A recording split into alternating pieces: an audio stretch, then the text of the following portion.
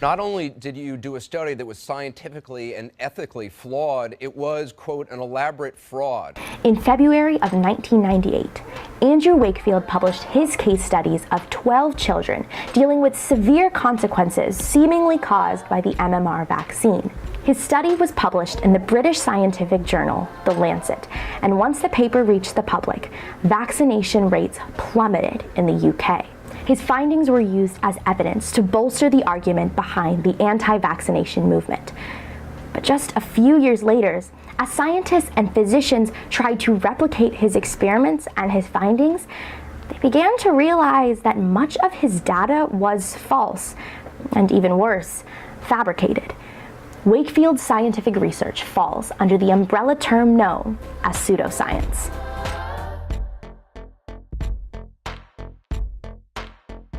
In today's day and age, scientific studies are being thrown at the general public left and right, that it can sometimes be hard to know what is true and what is just false.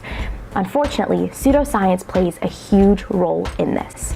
Pseudoscience is known as a collection of beliefs or practices mistakenly regarded as being based in scientific method.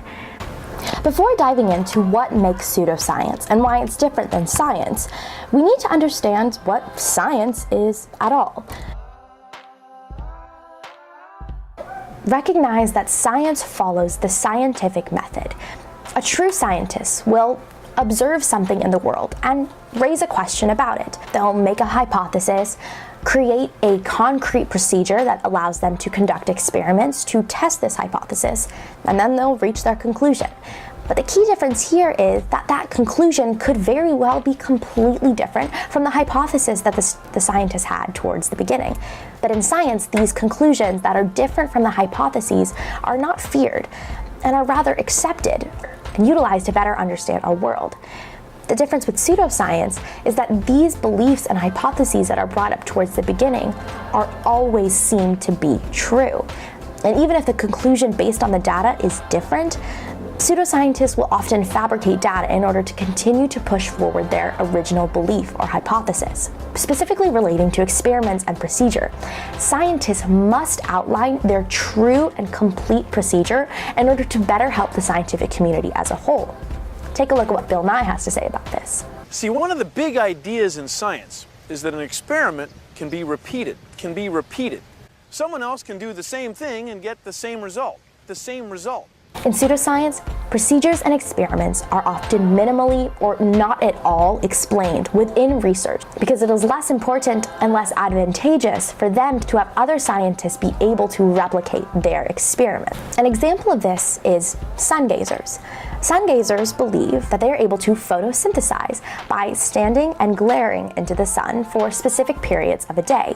Some of their biggest evidence for this is based on one particular study that researched one man in India and seemingly proved that this type of process worked. Take a look. They did a study on him where they watched him day and night for 411 days, and he did not eat. He only drank boiled water. When analyzing some research like this, it's important to ask critical questions, like who is they that the sun gazer continues to reference? And moreover, why isn't a concrete procedure outlined that allows for another scientist to come forward and replicate this experiment? Remember, someone else can do the same thing and get the same result.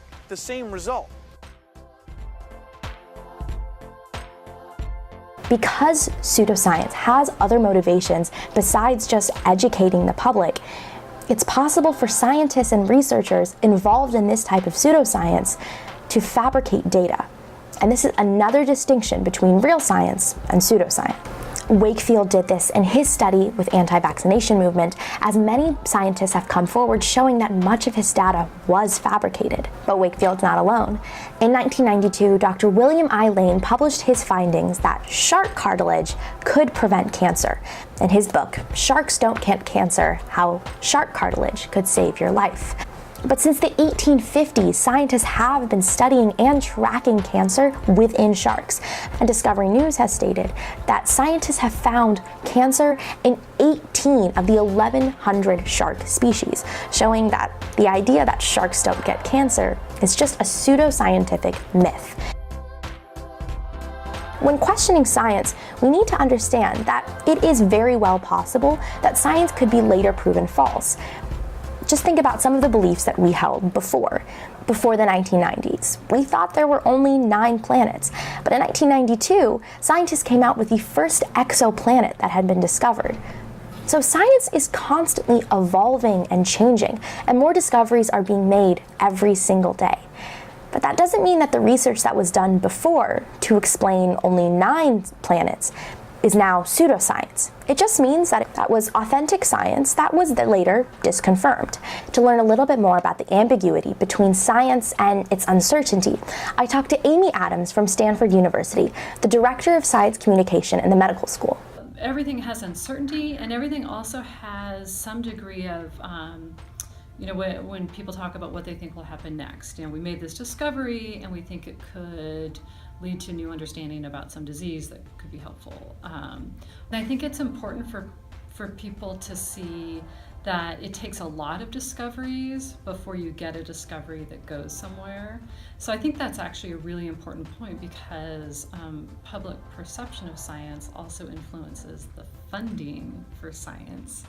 And if people feel like they keep reading about a cure for cancer, and cancer is clearly not cured, they might also feel like writing their legislator and saying, we need to cut science funding because these scientists are lying to us. So I feel really strongly about making it clear that it takes a lot of discoveries before it kind of adds up to the big advance. So that is very much something that I try to get in stories. So what do we take away from this? Well, the conclusion of this does not mean that science can never be trusted. As we learned from Amy Adams and scientific history as a whole, authentic science that follows a scientific method can be proven false. But that doesn't mean that the science and experiments that were executed weren't authentically done. Pseudoscience is never authentically executed or performed, and because of this, its findings are often fabricated or false and cannot be trusted. So where do we go from here? On today's day and age, social media and daily news are constantly throwing new articles and scientific studies at us. We need to be able to take them and critically analyze them for what they truly are. We can't always take everything as matter of fact as it is. But it's not just on us. Every single aspect and part of the scientific journey has a role in making sure that it is communicated well and understood by the general public.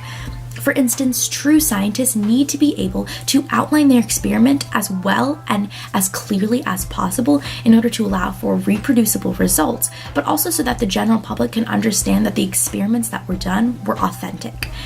True scientists are already doing this, but there's always room for improvement. Moreover, the media that are providing the general public with much of these scientific studies need to outline exactly what happened in these experiments. Not only that, but we as the general public need to be able to critically analyze any article that comes our way that includes a scientific study. So that means questioning if the experiment has reproducible results, how many studies and how many people were a part of it, and whether or not the conclusions that were reached actually represent the population as a whole. Unfortunately, we will always have Andrew Wakefields in our world, trying to prey on the fact that we as the general public can sometimes overlook the true meaning behind the scientific method and science as a whole. We need to be able to point out and critically analyze everything that comes our way, so that when we see sun gazers, shark cartilage supplements, well, it just won't fool us.